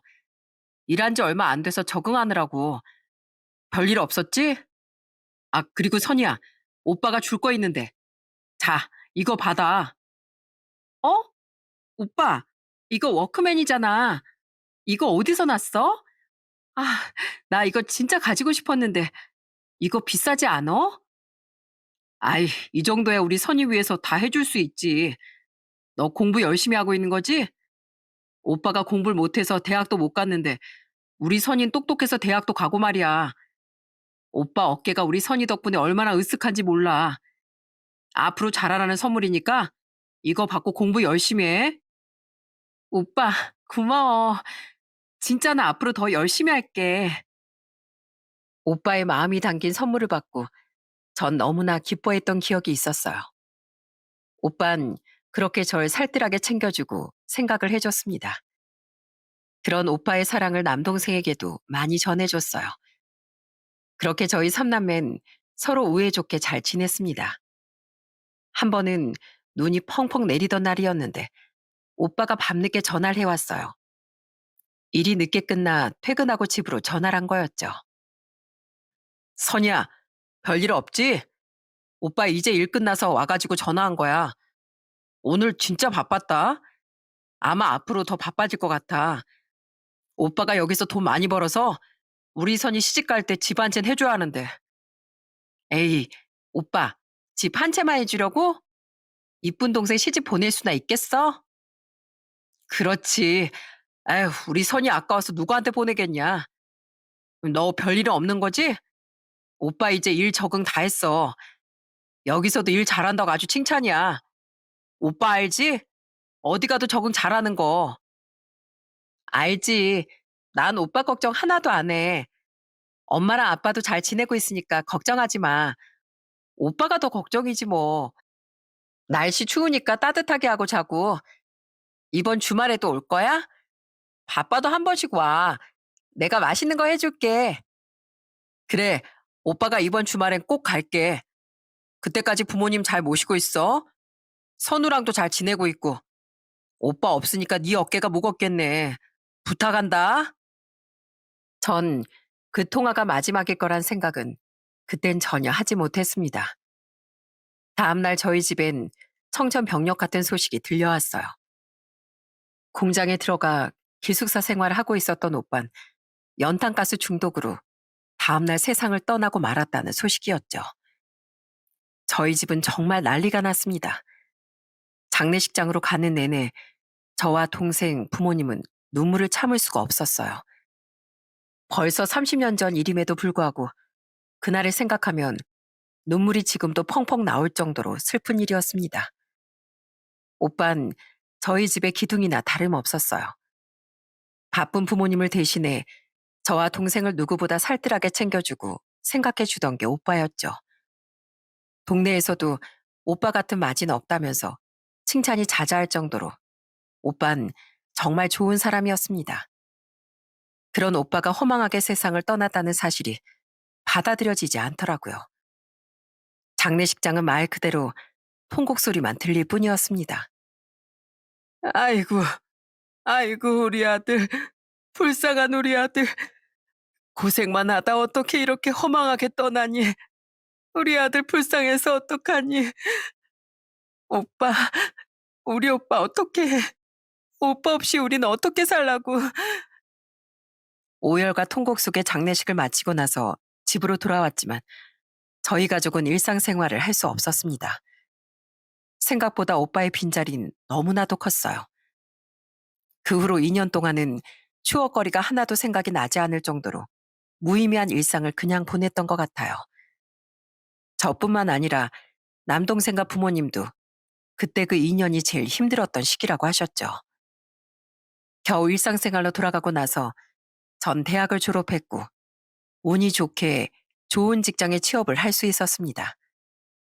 열심히 회사를 다니면서 20대 후반이 되었을 때 그때 만나게 된 사람이 바로 남편이었어요. 같은 직장에 다니던 직장 동료였던 남편은 정말 자상하고 쾌활하면서 유머스러운 사람이었습니다. 남편과 연애를 할 때 진짜 허무맹랑한 개그를 할 때가 있는데 전 그게 얼마나 웃겼는지 몰라요. 정말 뻔뻔하게 표정 하나 안 바뀌고 개그를 하는데 그 모습이 참 좋았어요. 선이야, 너 그거 들었어? 내가 아까 어디서 들었는데 11월엔 뱀이랑 벌이 없대. 신기하지? 왜 뱀이랑 벌이 없는지 알아? 그래? 11월에 뱀이랑 벌이 없나? 근데 왜 그런 거래? 그건 말이야. 11월이 노벤벌이거든. 어때? 웃기지? 아이, 아이, 그게 뭐야. 어디서 또 그런 개그 배워왔대? 참. 야, 그것 봐. 웃으니까 얼마나 예뻐. 너 웃으라고 농담한 거야, 농담. 재밌지? 내가 부장님한테 배워왔어. 요새 우리 팀의 개그가 유행이라니까. 남편과 함께 있을 때면 정말 재밌고 기분이 좋았어요. 기쁠 때나 슬플 때나 지쳤을 때도 항상 제 곁에서 절 웃겨주는 사람이 바로 남편이었습니다. 이 사람이라면 평생 이렇게 웃으며 살 수 있겠구나 생각이 들었죠. 그렇게 남편과 결혼을 결심하고 처음 시댁에 갔던 날을 지금도 잊을 수가 없어요. 그때 당시 시부는 사업을 하시는 분이셨는데 딱 시댁 대문을 여는 순간 전 너무 놀라서 얼어버릴 수밖에 없었습니다. 시댁은 서울에서도 2층 단독주택이었는데 넓은 정원이 있었고 들어서자마자 고급스러운 집이 딱 보이니 순간 기가 죽더라고요. 이런 집에서 절 받아줄까 하는 생각이 순간 들었죠. 그런데 시댁 분위기는 제 예상과는 달랐어요. 어머, 반가워요. 어서 와요. 난 우리 중석이 엄마. 오느라고 고생 많았죠? 여기 앉아요. 우리 중석이가 여자친구 데리고 온다고 해서 얼마나 놀랐는지 몰라요. 안녕하세요, 어머님. 아버님, 전 박선이라고 합니다. 초대해 주셔서 감사합니다. 편하게 말씀하세요. 아이, 그래요. 지금 저녁 준비하곤 있는데 조금 기다려야 할 것 같아요. 그 전에 차라도 한 잔 마시면서 얘기 나눠요. 그날 제가 얼마나 떨렸는지 찻잔을 들자마자 손이 벌벌 떨려서 진정이 안 되더라고요. 그 모습을 보고 시부모님께서도 깜짝 놀라셨어요. 아이고, 왜 이렇게 떨어요? 하긴, 그래, 내가 그 마음 잘 알지. 나도 시부모님 처음 봤을 때 얼마나 떨렸는지 몰라요. 나도 그랬어. 근데 떨지 말아요. 괜찮아요. 긴장 풀고 편안하게 있다가 가요. 사모님, 사장님, 저녁 다 준비됐습니다. 식사하세요. 그럼 우리 주방으로 옮길까요? 아유, 내가 신경 좀 쓰라고 얘긴 했는데 좋아하는 음식이 있는지 모르겠네. 같이 밥 먹으면서 얘기 나눠요. 시댁엔 가정부 아주머니도 계셨고 저희 집간 분위기가 확연히 달랐어요. 시부모님은 제가 마음을 편하게 가질 수 있도록 많이 배려를 해주셨죠. 그런데 전 식사를 하러 갔다가 진짜 더 깜짝 놀랐답니다. 정말 20첩 반상 그 이상이 식탁에 차려져 있었어요. 해산물부터 시작해 갈비며 나물이며 보기만 해도 눈이 휘둥그레질 정도로 어마어마하게 차려져 있는 식탁을 보고 더 긴장을 하게 되더라고요. 잔뜩 얼어있는 상태에서 어떻게 결혼 허락을 받아야 할지 고민하던 찰나 시부모님은 먼저 말을 꺼내셨습니다. 어, 걱정이 많을 것 같아서 내가 먼저 얘기할게요. 사실 우리 중석이한테 대충 얘긴 들었어요. 부친께서 목수일 하시고 모친께선 식당 하신다고. 우린 직업 이런 거 뭐 하나하나 따지진 않으니까 그런 거 전혀 걱정할 필요 없어요. 둘이 좋다는데 이것저것 생각할 필요가 있나? 난 그렇게 생각하는데. 그래, 그래. 우린 그런 거 하나도 따지지 않으니까 오늘은 편안하게 식사하고 얘기도 좀 나누고 그러다가 가면 돼요. 아이고, 이거 완전 긴장을 잔뜩 했네. 그때 시부모님은 정말 사람 좋은 얼굴로 허허 웃으며 제 긴장을 풀어주시곤 했습니다. 그런 모습들을 그 이후에도 종종 많이 봤었어요. 늘 만날 때마다 정말 절 많이 생각해 주시고 유쾌한 분위기 속에서 항상 만남을 가졌죠. 이런 집이라면 저도 결혼해서 잘 지낼 수 있을 거란 생각이 들었습니다. 그런데 시부모님께서 결혼의 조건 딱 한 가지 말하셨어요. 그건 바로 결혼하고 합가를 한다는 조건이었죠. 내가 다른 건 몰라도 딱 이거 하나만 지켜주면 좋을 것 같은데 말이야. 난 내가 우리 아들이 없으면 너무 걱정돼가지고 살 수가 없어. 아니 3살 먹은 애처럼 허구한 날 다치고 혼자서는 밥도 안 차려 먹고 아무리 아줌마가 있으면 뭐래. 혼자서 아무것도 안 하는데. 그래서 그런 거니까 우리 같이 사는 건 어때? 아, 지금 같이 집에서 살자고 하시는 건가요? 그래. 아이, 솔직히 우린 가정부도 있고 집안일이야 가정부 아줌마가 다 하니까 음식이나 청소나 이런 건 할 필요 없는데 그냥 선이 넌 우리 아들만 잘 챙기면 돼. 그리고 직장 다니고 싶으면 그대로 다녀도 되고 말이야. 어떠니? 자식이란 건 한 명밖에 없어서 그래. 그때는 사실 시부모님도 너무 좋으신 분들이었고 잘해주셔서 합가를 해도 좋을 거라 생각을 했습니다. 그렇게 저흰 합가를 결정하고 양가의 축복 속에 결혼을 할 수 있었어요. 처음 합가를 하고 나선 진짜 분위기가 너무 좋았어요. 사실 내심 합가에 대해 걱정이 좀 있었는데 그런 걱정을 할 필요가 없었구나 하는 생각이 들 정도였습니다. 저녁 식사 때면 다 같이 모여서 식사를 했는데 도란도란 하루 일과를 얘기하면서 식사를 하곤 했어요. 그때 한 번은 시부모님이 미래 계획을 얘기하셨을 때가 있었거든요. 그때 참 제가 이 가족 구성원이 정말 되었다는 걸 실감할 수 있었죠. 선이야, 봐봐. 우리 아들이 지금 회사를 다니곤 있지만 나중에 시간 지나선 우리 남편 회사를 물려받을 거야. 그래서 지금 다니는 곳이 대기업이라서 아무래도 배울 게 많을 것 같아서 경험을 쌓고 오는 거거든. 아, 진짜요? 그렇게 생각하시는지 몰랐어요. 우리 아들이 안 물려받으면 누가 받겠어. 아참, 우리 선이도 일 잘하니까 나중에 일 힘들면 시아버지 회사로 들어오면 되겠다. 그치? 월급은 내 두둑하게 주라고 하마. 그럼 좋죠, 어머님. 월급 두둑하게 주시면 전 아주 충성을 다할 거예요. 아유, 우리 며느리 얼른 데리고 와야 되겠는데. 안 그래도 우리 아들이 일 아주 잘한다고 하길래 내가 기회를 엿보고 있었거든. 얼른 데리고 와야겠어. 정말 하루하루 행복하게 식사를 할 수 있었고 시부모님과의 마찰은 한 번도 없었습니다. 그러다 보니 저도 어느새 시댁 생활에 금방 적응할 수 있었어요. 늘 따뜻하고 배려심 넘치는 시부모님도 계셨지만 전 그 집에서 또 좋은 사람이 있었습니다. 바로 가정부 아주머니시죠. 가정부 아주머니는 저에게 따뜻하고 친절하게 항상 얘기를 하셨어요. 그런데 이상하게 시부모님에겐 마치 군대 온 것처럼 군기가 꽉 잡힌 상태로 얘기를 하시더라고요. 처음엔 왜 저렇게 얘기를 하실까 싶어 남편에게 물어본 적도 있었어요. 여보, 근데 아주머니 왜 저렇게 군대처럼 얘기를 하시지? 나랑 둘이 있을 땐 그냥 평범하게 얘기하시던데 어머님 아버님 앞에선 네, 알겠습니다. 뭐 이렇게 얘기하시고 별다른 말을 안 하시는 것 같아. 아, 그래? 그냥 아무것도 아니야. 처음 오실 때부터 그러셨어. 그래야 예의라고 하셔가지고 그러시는 거야. 괜찮어. 그래? 그래도 좀 너무 긴장을 하시는 것 같았는데. 그냥 내가 그렇게 보는 건가?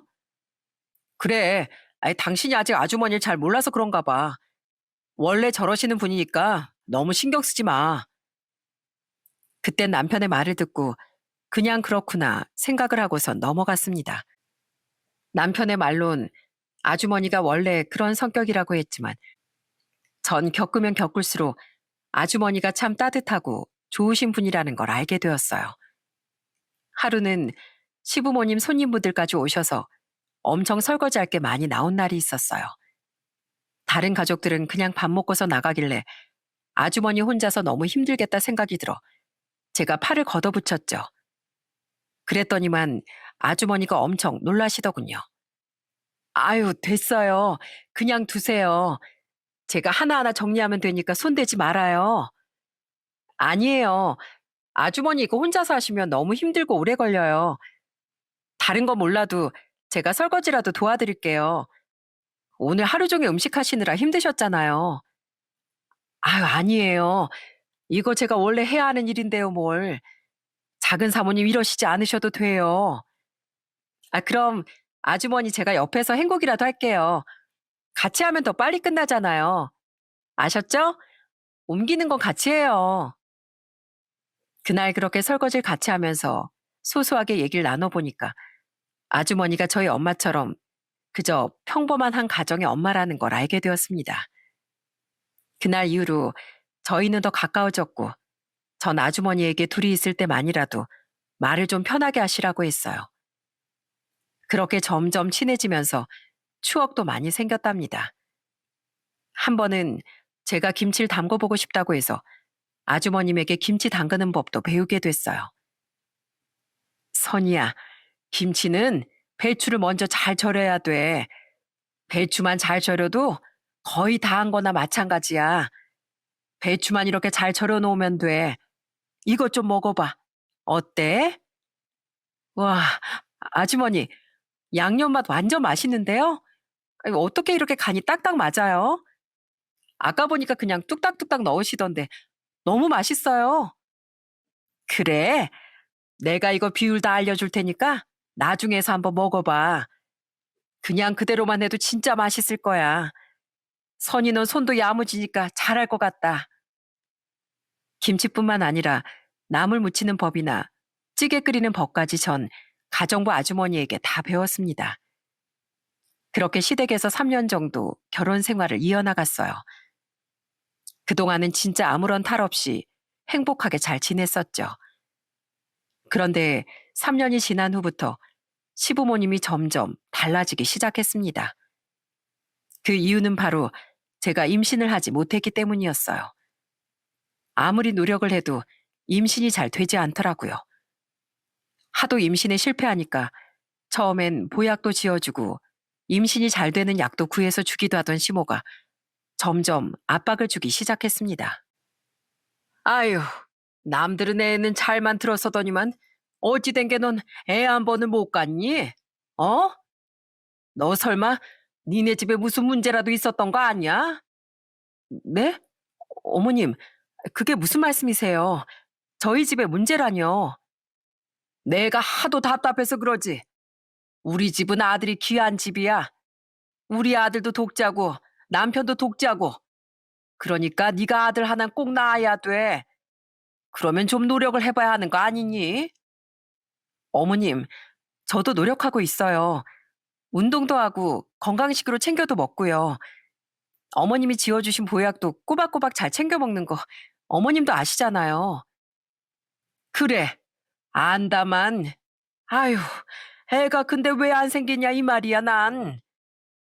시부모님은 점점 저를 더 압박하기 시작하셨어요. 처음엔 그런 시부모님 모습에 남편이 나서서 방패막이 되어주곤 했습니다. 너 혹시 다른 데 문제 있는 거 아니니? 병원 가서 그런 건 확인해 볼 수 없는 거야? 남들은 다 손주 하나 봤다고 난린데 우리 아들 결혼한 지 벌써 3년이나 지났는데 왜 여태껏 손주를 안 보여주냐고 난리다 난리. 엄마, 진짜 왜 그래요? 애 못 낳는 게 우리 잘못이야? 나도 일이 바쁘고 정신 없으니까 그런 거지. 왜 자꾸 이 사람 탓을 하냐고요? 아무리 기다려도 소식이 없으니까 그러지. 내가 뭐 선의 탓을 한 거니? 그저 난 속상해서 하는 말이야. 그러니까 그런 말을 왜 하시냐고요? 다신 그런 말 하지 마세요. 저희가 아이 갖고 싶지 않아서 이러는 거예요? 아시면서 왜 자꾸 그러세요? 그나마 남편이 나서서 방패막이 되어줄 땐 시부모님도 크게 뭐라고 하시지 못하셨던 것 같아요. 그런데 점점 시간이 지나면서도 아이가 생기지 않자 결국 남편도 제 편이 되어주지 못하더군요. 결혼한 지 5년이 되었을 때도 저흰 임신 한 번을 하지 못했어요. 남편은 점점 저와 대화를 안 하기 시작했죠. 그런 모습에 힘들기도 했지만 가장 힘들었던 건 매몰찬 시부모님의 태도였어요. 절 아예 사람 취급도 하지 않으시더라고요. 아줌마, 쟨 밥도 주지 마세요. 애도 못 가는 게 무슨 밥이야? 그냥 굶어라, 굶어. 너 살쪄서 그런 것일 수도 있어. 저녁은 이제부터 먹지 말고 굶어서 살 좀 빼. 사모님, 그래도 식사는 하셔야. 뭐요? 차려주지 말라고요. 예? 지금 누구 말을 듣는 거예요? 뭐 여기서 그만두고 싶어서 그러는 거예요? 내 말 똑바로 들어요. 내가 허락할 때까지 절대로 밥 차려주지 말라고요. 알았죠? 어머님, 진짜 너무하세요. 다른 것도 아니고 어떻게 밥 먹는 걸로 이러시는 거예요? 살쪘다고 임신을 못한다는 게 말이나 돼요? 그럼 네가 좀 설명을 해봐 그럼. 왜 임신을 못하는지 너 설명할 수 있니? 못하잖아. 잔말 말고 내가 그래도 애 하나 낳아봤으니까 내 말 들어. 밥 앞으로 먹지 말고 굶어라. 시모는 제가 살이 쪄서 그런 것 같다며 밥을 먹지 말라고 했지만 그 속마음은 임신도 못하는 저에게 밥 한 끼도 주기 싫다는 뜻이라는 걸 전 알 수 있었습니다. 그렇게 저에게 압박을 주면서 눈치를 보게 만드니 저는 집에서 편할 날이 하루도 없었어요. 다행히 아주머니가 시모가 안 계실 때 틈틈이 밥상을 차려서 방으로 가져다 주시곤 했습니다. 그때 생각하면 정말 눈물이 눈앞을 가릴 정도예요. 얘 선이야, 이거 먹어, 얼른. 사모님 잠깐 밖에 가셨거든. 지금 먹어야 돼. 좀 이따 들어오셔서 이거 알면 난리나, 난리. 아주머니, 저 진짜 너무 서러워요.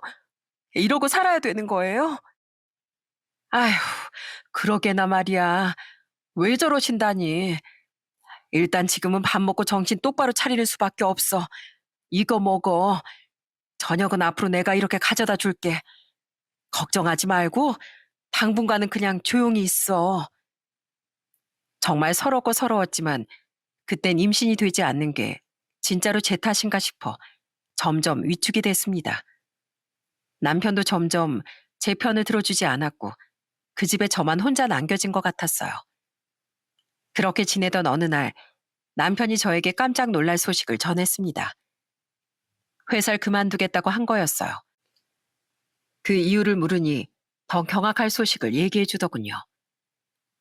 나 회사 그만두고 아버지 회사 들어가려고. 아버지가 중국으로 사업 시장을 넓히신대. 나보고 거기 담당으로 가라고 하시는데 나도 그게 나을 것 같아. 뭐? 갑자기 무슨 중국이야?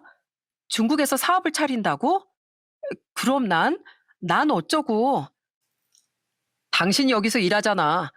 일단 내가 먼저 중국에 가 있을게. 지금이 좋은 기회인 것 같아. 아버지 사업 넓히는데 내가 기여를 하게 되면 아버지도 날 인정해 주시겠지. 아니, 무슨 나한테 한 번 상의도 없이 그냥 그렇게 결정을 해? 너무한 거 아니야? 지금 이 상황에서 당신마저 가버리면 난 진짜 어떻게 하라는 거야. 일단 아직 정해진 건 아니니까 그렇게 알고만 있어. 확정되면 내가 그때 다시 얘기할게. 막무가내로 중국으로 떠날 수 있다는 말을 꺼내는 남편이 너무나 황당했습니다. 아무리 사이가 소원해졌다곤 하지만 부부인데 어떻게 한마디 상의조차 없이 이런 큰 얘기를 꺼내는 건지 이해를 할 수 없었죠. 며칠 뒤 전 시모에게 황당한 통보를 받게 되었어요. 예, 우리 아들 중국에서 회사 차리는 거 알지? 요즘은 해외 시장도 개척해야지. 국내는 좀 시장이 좁아. 그래서 우리 아들이 거길 맡기로 했으니까 넌 그렇게 알거라. 결정된 사안이니까 변하는 건 없어. 그냥 그렇게 하려고 말하는 거야. 어머님, 아무리 그래도 저한테 말은 하셔야죠. 그리고 어떻게 갑자기 중국으로 그렇게 떠나요? 저 솔직히 남편 거기 안 갔으면 좋겠어요. 네가 무슨 자격으로? 그럼 우리 아들 그 작은 회사에 묶여 있으라는 거니? 아무리 대기업이라고 하지만 사원이 승진하는데 한계가 있기 마련인데 넌 왜 우리 아들 발목을 잡는 거야? 발목을 잡는다뇨. 저희 부부예요, 부부. 어떻게 그런 얘기를 저 빼고 하실 수가 있으세요? 아니면 저라도 같이 가야 되는 게 맞는 거죠. 네가 거길 왜 가? 너까지 가서 우리 아들 고생하면서 먹여 살려야 되는 거니? 사업 운영하느라 정신없는 애 방해하려고? 아유, 됐다. 여기서 기다리면서 나중에 가던지 하면 되지. 뭐가 그렇게 문제야? 어떤 상의도 없이 그렇게 결정된 남편의 중국행이었어요. 아무리 싫다고 얘기를 해봤자 식구들 누구도 들어주지 않았어요. 결국 남편은 회사를 그만두고 불과 3주 만에 제 곁을 떠나버리고 말았습니다. 처음엔 그래도 종종 연락이 왔어요. 그런데 나중엔 연락도 잘 오지 않았죠. 그러다 한 달이 지났을 때였습니다. 갑자기 시모가 저에게 종이 하나를 내밀더니 기가 막힌 얘기를 하시더군요. 자, 너희 어차피 이대로 살다간 답도 안 보이고 이제 그만 이혼해라. 네? 갑자기 이혼이라뇨? 지금 무슨 얘기를 하시는 거예요? 저 남편이랑 이런 얘기 꺼내본 적도 없어요. 참, 솔직히 말해서 우리 아들이 평생 중국에서 살 수도 있어. 너 혼자 여기 우리 집에서 이렇게 살 거니? 솔직히 너도 싫고 우리도 싫어. 이런 상황에서 굳이 이렇게 만날 이유가 뭐가 있니? 우리 아들이 너한테 얘기하기 껄끄럽다고 나한테 전해주라고 했으니까 여기 도장 찍고 법원에 제출해. 그래도 우리가 그동안 산 세월을 봐서 내가 너한테 1억은 주마. 1억이요? 어머님, 도대체 1억씩이나 주시면서 이혼을 해야 하는 이유가 뭔데요? 안 되겠어요. 저 남편이랑 얘기할 거예요. 그 다음에 결정할게요. 이윤 묻지 마. 앞으로 너랑 연락할 일 없다고 하니까 전화도 하지 말고. 사람이 싫은데 이유가 뭐가 있니? 그냥 싫은 거야. 니들 사이가 좋았던 것도 아니고 돈도 주겠다는데 왜 못 받아들이니?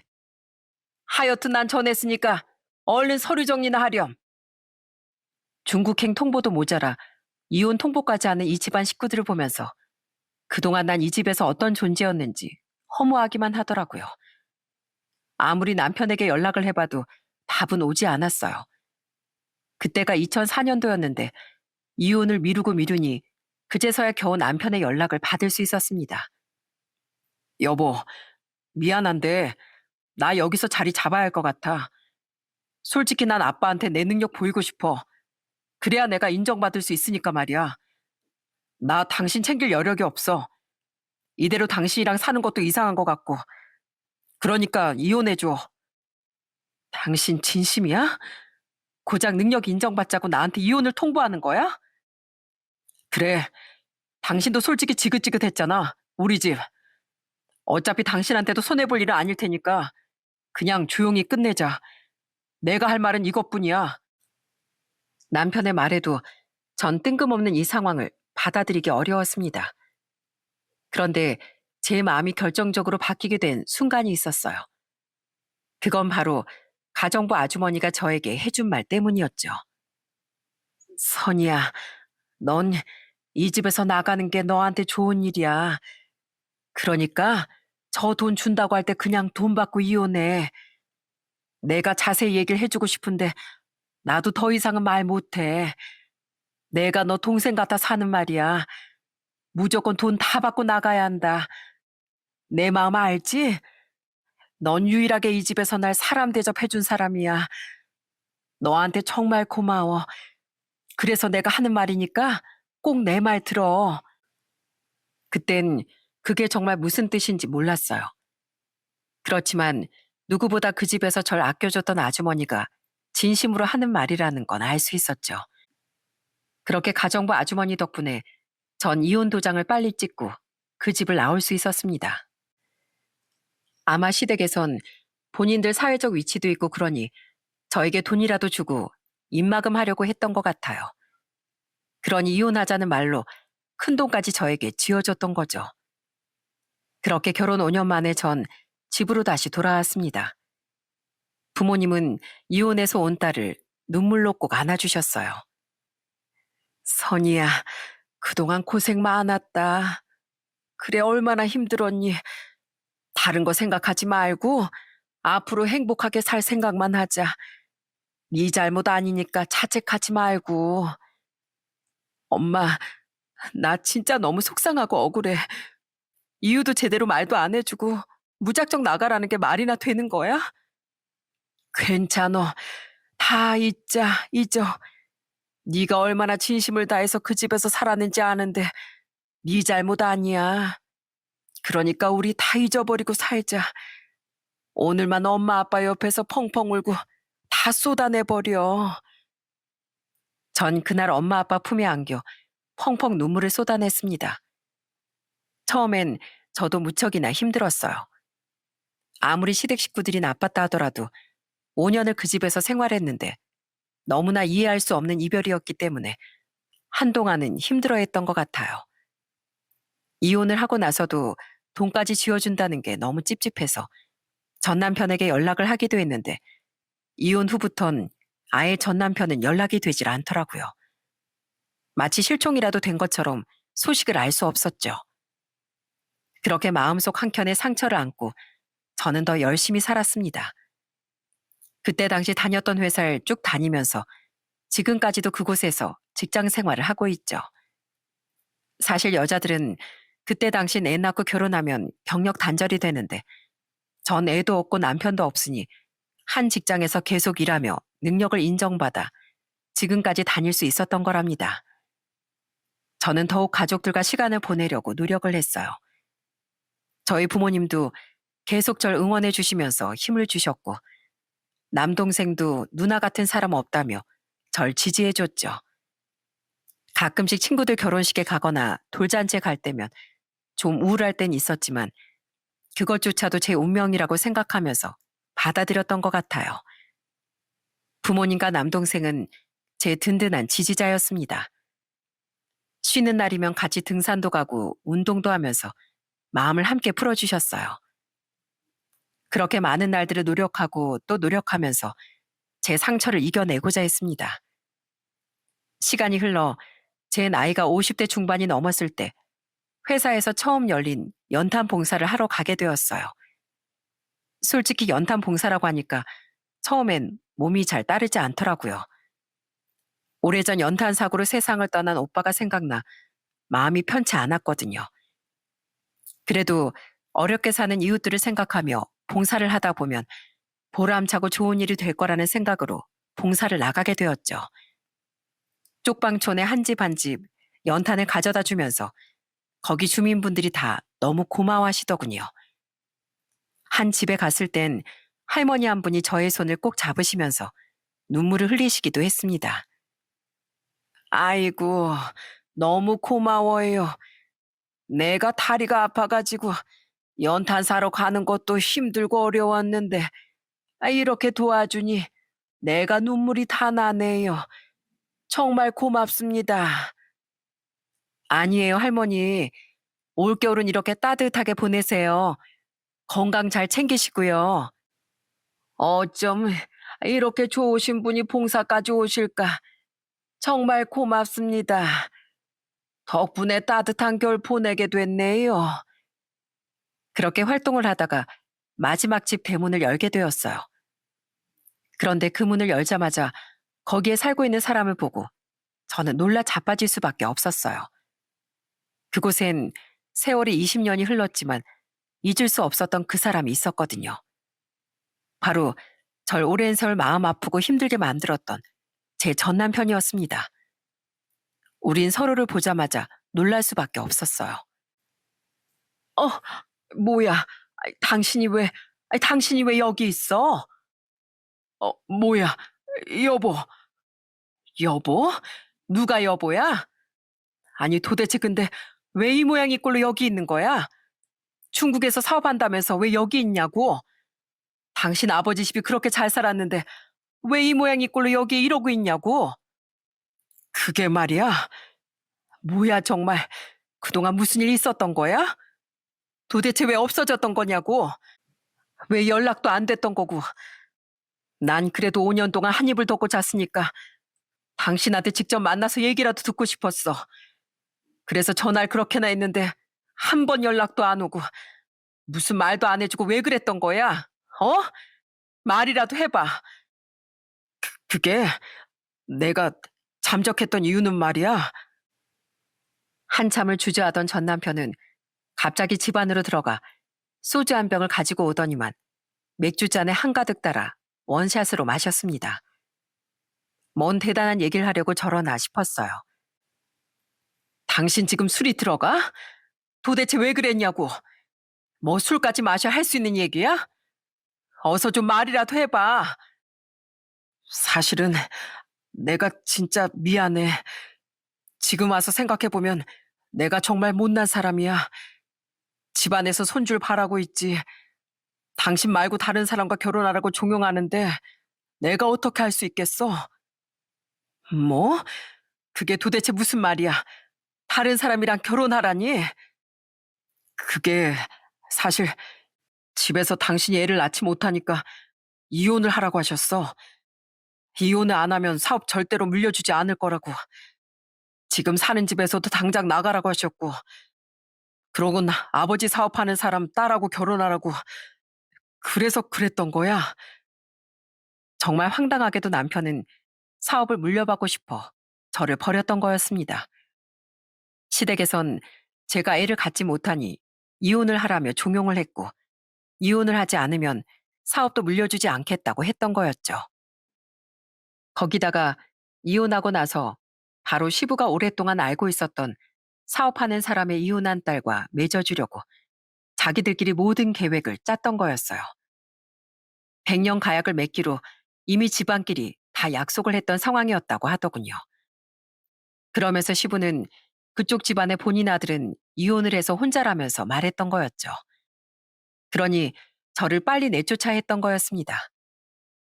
남편의 입에서 나오는 말에 전 너무 황당하고 화가 치밀어 오르더라고요.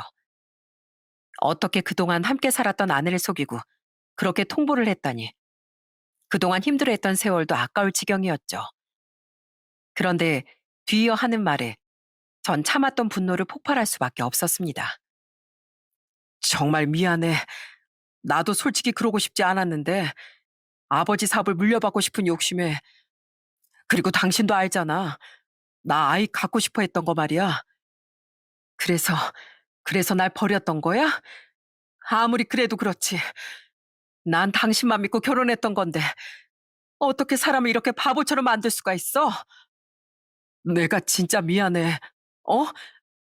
엄마 아빠가 그렇게 안 하면 나도 그땐 선택의 길이 없었어. 그래 그럼 그렇게 이혼했으면 잘 먹고 잘 살던지. 지금 이 꼴은 뭔데? 지금 뭐 하는 건데? 아버지 사업이 얼마 못 가서 망했어. 무리하게 확장을 하다가 그냥 망했다고. 뭐? 사업이 망했다고? 그래. 사업이 아예 쫄딱 망해서 온 가족이 흩어져서 살게 된 거야. 나도 그 여자랑 재혼했다가 아버지 회사가 망하니까 그 여자 10년을 같이 살았는데도 그냥 떠나버리더라. 그리고 애 못 낳는 거 있지? 그거 당신한테 문제 있는 게 아니었어. 그건 또 무슨 소리야? 내 문제가 아니라니.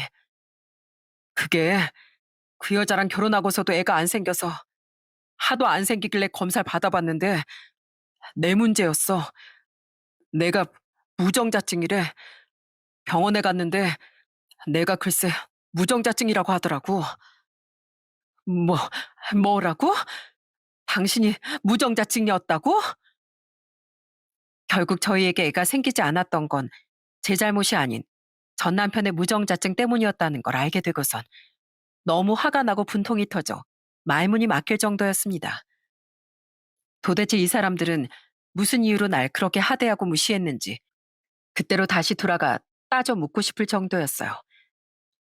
그때 당시엔 아이가 생기지 않더라도 따로 검사를 받거나 그런 시대가 아니었기에 저도 그땐 검사 생각을 안 했었거든요. 그런데 결국 그 이유가 무정자증 때문이었다니 참 기가 막혔습니다. 나도 다시 살아보려고 다른 사업 해보려고 했는데 그러다가 다 망해서 신용불량자까지 되고 이렇게 살고 있는 거야. 그럼 당신 부모님은 도대체 어딨어? 그렇게 이혼시키더니만 아주 꼴 좋다. 어? 꼴 좋아. 도대체 어디 있냐고. 아버진 사업 망하고 술만 드시다가 돌아가셨어. 당신한텐 정말 미안해. 고개도 들지 못한 채 미안하단 말이나 되풀이하는 전 남편을 보고 전 속이 터져 미쳐버릴 것 같았습니다. 그때 마침 대문이 열리더니 허리가 다 굽어진 80 넘은 노인이 허리를 숙이고 지팡이를 짚고 들어오셨어요. 전 처음에 누군지 알아보지 못했습니다. 그 노인은 제가 연탄을 든 걸 보고선 너무나 반가워하셨죠. 아이고, 정말 고맙습니다. 이렇게 연탄도 나눠주시고, 저희가 덕분에 올겨울 따뜻하게 보내겠네요. 정말 감사합니다. 굽은 허리를 더 숙여 인사하는 노인에게 인사를 하려고 쳐다본 순간 딱 눈이 마주쳤습니다. 그때서야 전 그 사람이 누군지 단박에 알 수 있었어요. 바로 그 노인은 그렇게 절 미워하고 싫어하던 시모였어요. 아이고, 이게 뭐야? 이게 어떻게 된 거야? 네가 네가 여긴 어떻게? 엄마, 이 사람 연탄 봉사 왔다가 여기 온 거예요. 아이고, 아유, 우리 며느리 잘 지냈냐? 내가 정말 보고 싶었다. 어떻게 연탄 봉사까지 오고 말이야. 보니까 잘 지낸 것 같구나. 아이고, 우리 며느리. 뻔뻔하게 저에게 다가오며 며느리를 얘기하는 그 사람을 보고 전 결국 참았던 분노를 터뜨리고 말았습니다. 며느리요? 도대체 누가 며느리예요? 아줌마, 제가 왜 며느리예요? 아이고, 왜 그러니? 왜 그러는 거야? 진정해라, 진정해. 아무리 이혼했다고는 하지만 우리 그래도 가족이었잖니. 가족이요? 참, 어이가 없네. 저기요, 저 다 들었어요. 아줌마가 왜 나 이혼시키려고 그렇게 혈안이었는지 나 다 들었다고요. 어떤 짓까지 했는지 내가 평생 모를 거라고 생각했어요? 아니, 그건 말이다. 그렇게 사람한테 상처 줘놓고선 평생 잘 먹고 잘 살 줄 알았어요? 사람 무시하고 사람 취급도 안 했으면서 벌 안 받을 거라고 생각했냐고요? 당신이 나한테 어떻게까지 했는지 잊었어요? 당신 이러고 사는 거 그때 그래서 천벌 받는 거예요. 알아요? 하루에 수십 번을 생각하고 또 생각했어요. 왜 내가 이혼을 해야 했을까? 저 사람들은 왜 나한테 그 큰 돈을 주고서도 날 내쫓았을까? 근데 뭐? 아들한테 문제 있는 걸 모르고 날 내쫓아? 그래서 벌 받은 거예요. 아이고, 얘야. 그런 게 아니라 우리도 벌 충분히 받았다. 10년 산 며느리도 우릴 버리고 떠나버렸어. 그렇게 벌을 받았다고. 뭐요? 벌을 다 받아요? 그게 벌이라고 생각하는가 본데 당신들 며느리가 10년 살고도 왜 나갔는지 알아? 당신들이랑 똑같은 며느리 받아서 그래. 그 여자도 당신들이 그런 것처럼 당신들이 필요 없으니까 버린 거지. 10년을 살았는데 매몰차게 나갔다고? 당신들은 안 그랬어? 당신들도 똑같아. 그 며느리 탓할 거 하나도 없어. 그거 다 당신들이 다 했던 거니까. 이게 끝이라고 생각하지 마. 당신들 나한테 한 짓에 비하면 이건 세 발의 피도 안 되니까. 앞으로 내리는 벌도 끝까지 다 받아. 아이고, 내 팔자야. 내가 왜 그랬을까?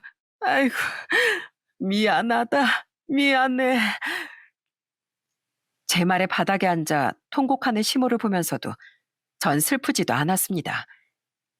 저에게 한 상처에 비하면 이 정도 말은 아무것도 아니었기 때문이었죠. 전 시모는 옛날엔 정말 누가 봐도 부잣집 사모님이었는데 지금은 허리도 굽어 제대로 피지도 못하고 나이 많은 병든 노인네일 뿐이었어요. 남편과 이혼한 그 20년 사이에 도대체 무슨 일이 있었던 건지 한 집안이 이렇게까지 나락으로 갈 수 있구나 싶더라고요. 그렇게 며느리인 절 못살게 굴고 아들만 생각해서 절 쫓아냈던 그 집안은 결국엔 절 내보내고 난 뒤 계속해서 벌을 받고 있었더라고요. 보아 아닌 남편은 제대로 일도 안 하는 듯 했고 집안 꼴도 엉망인 걸 보니 앞으로도 나아질 것 같진 않았어요. 통곡하는 전 시모와 우두커니 서 있는 전 남편을 뒤로하고 그 집을 나가려는데 갑자기 전 남편이 제 팔목을 잡았습니다. 전 남편은 진짜 가지가지 하더군요. 뭐야, 뭐 할 말 있어? 당신한텐 더는 들을 얘기 없으니까 이건 놔. 아, 그게 아니라, 여보, 미안한데, 나 돈 좀 줄 수 있어? 나 술값하고 담배값 없는데, 한 10만 원만. 뭐? 이 와중에 술값이고 담배값이고 그런 게 생각이 나냐? 아휴, 제발 좀 정신 차려라, 어? 네가 나한테 돈 달라고 할 자격이나 있다고 생각해? 야, 됐고, 너는 10만 원도 아까워. 자, 이거나 처먹어. 이거나 먹고 제발 좀 내 인생에서 떨어져라, 떨어져. 이건 네가 불쌍한 인간이라고 생각해서 선이 베푼 거니까 이거 가지고 아껴 먹어라. 전 남편에게 주머니에 있었던 초코파이를 던져줬습니다. 그 초코파이는 연탄 봉사하다 당 떨어질 때 먹으려고 챙겨온 거였어요. 황당하던 표정으로 서 있는 남편을 뒤로 한 채 전 그 집을 나와버렸어요. 그제서야 전에 상처받았던 마음이 조금이나마 풀리는 것 같더군요. 그 후로 소식을 들어보니 아직까지도 전 남편과 전 시모는 나라의 지원을 받으며 어렵게 살고 있다고 하더군요. 끝나지 않은 벌을 계속해서 받고 있는 전 시모와 전 남편이 제발 정신 차려서 마음이라도 착해지길 바랍니다. 전 지금도 회사에 다니며 열심히 일을 하고 있어요. 아마 지금까지 제가 그 집안에서 있었다면 이렇게 오랫동안 일하지는 못했을 것 같아요. 은퇴를 하려면 지금부터 한 4년 정도 남았더라고요. 은퇴를 하고 난 후에는 다른 것보다 절 위해서 살아보려고요. 저희 부모님은 아직까지도 너무 건강하게 잘 지내시고 계시답니다. 아빠 목수 생활을 그만두셨고 엄마도 장사를 접으셨어요. 그 후로는 두 분이서 해외여행도 다니며 행복하게 노후를 즐기시고 계시답니다. 동생 역시 꾸준히 한 직장에 다니며 가정을 꾸리고 잘 살고 있고요. 지금처럼 우리 가족이 건강하게 잘 지낼 수 있도록 저도 열심히 일하고 부모님 모시면서 잘 살아보려고요. 연탄 봉사도 앞으로 꾸준히 할 계획이랍니다. 하다 보니 정말 뜻깊고 보람찬 일이라는 생각이 들었어요. 요즘 사람들은 인과응보라는 게 없다고 생각도 하시더라고요. 잘 사는 사람은 뭘 해도 잘 산다고 생각하지만 사실 못된 사람은 결국에는 벌을 받는 게 세상 이치인 것 같습니다. 저에게 그토록 못되게 굴었던 잘 살았던 그 집안도 결국엔 이렇게 됐으니까요.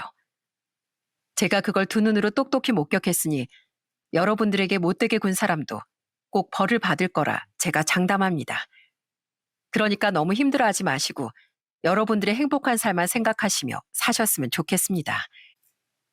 올 겨울은 정말 추울 거라고 하는데 따뜻한 겨울 준비하시고 건강하게 보내시길 바랍니다. 제 이야기는 이렇게 끝이랍니다. 제 이야기 들어주셔서 정말 감사드립니다.